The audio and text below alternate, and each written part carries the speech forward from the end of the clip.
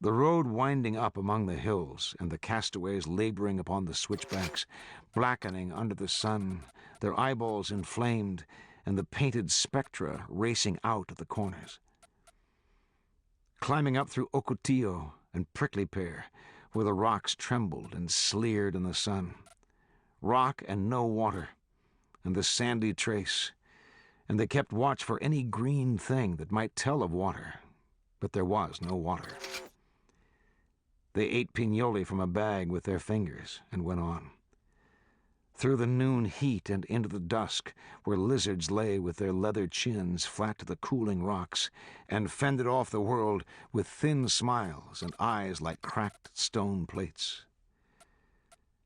They crested the mountain at sunset, and they could see for miles.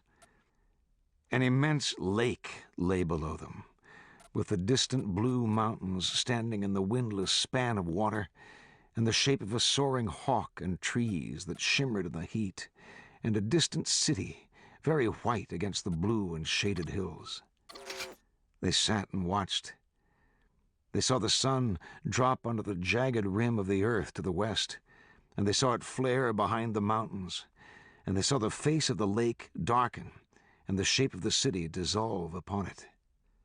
They slept among the rocks face up like dead men, and in the morning when they rose, there was no city, and no trees, and no lake, only a barren, dusty plain. Sproul groaned and collapsed back among the rocks. The kid looked at him.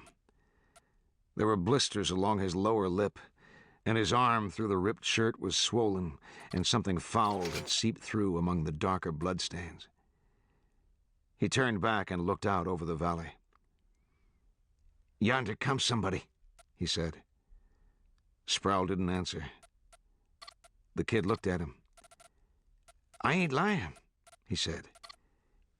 "Indians," said Sproul. "Ain't it?" "I don't know. Too far to tell." "What are you aimed to do?" "I don't know."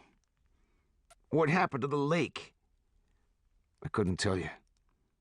"We both saw it." "People see what they want to see."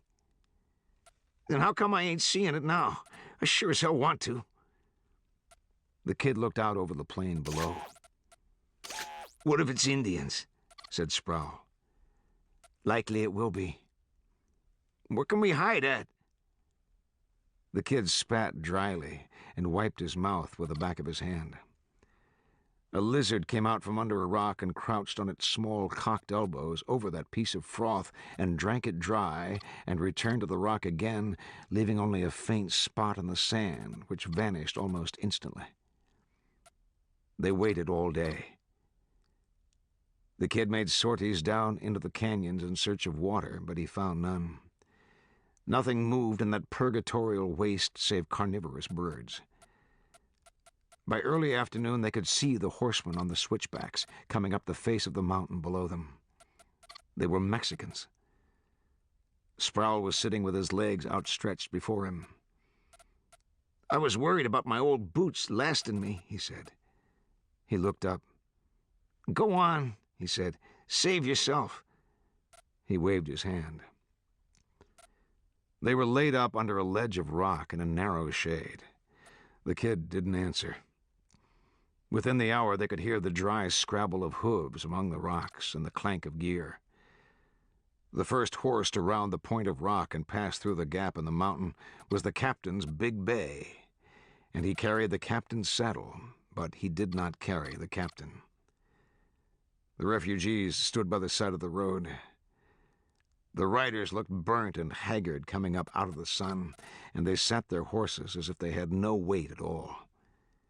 There were 7 of them, 8 of them.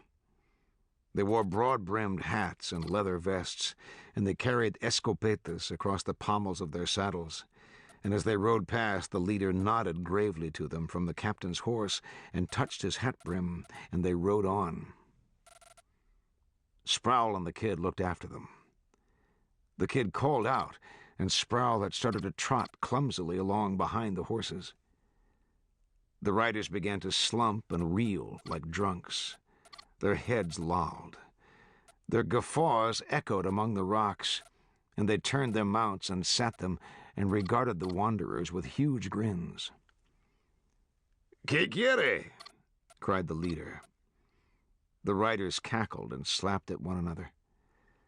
They had nudged their horses forward, and they began to ride them about without aim. The leader turned to the two afoot. "Buscan a los indios." With this, some of the men dismounted and fell to hugging one another and weeping shamelessly. The leader looked at them and grinned, his teeth white and massive, made for foraging. "Loonies," said Sproul. "They're loonies." The kid looked up at the leader. "How about a drink of water?" he said. The leader sobered. He pulled a long face.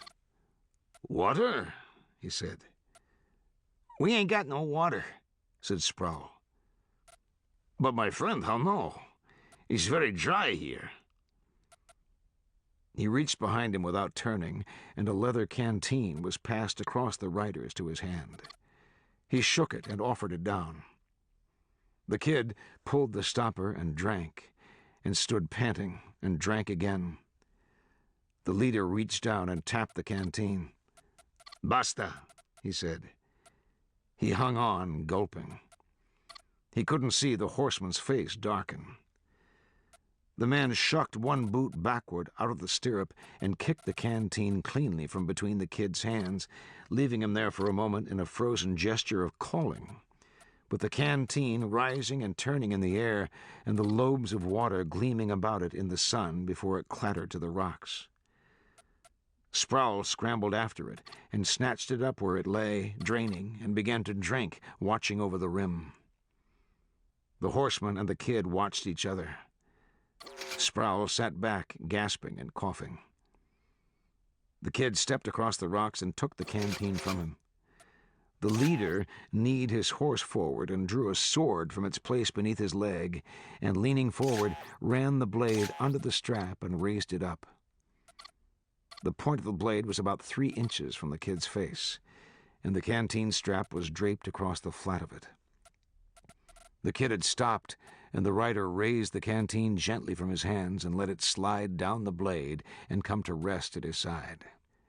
He turned to the men and smiled, and they once again began to hoot and to pummel one another like apes.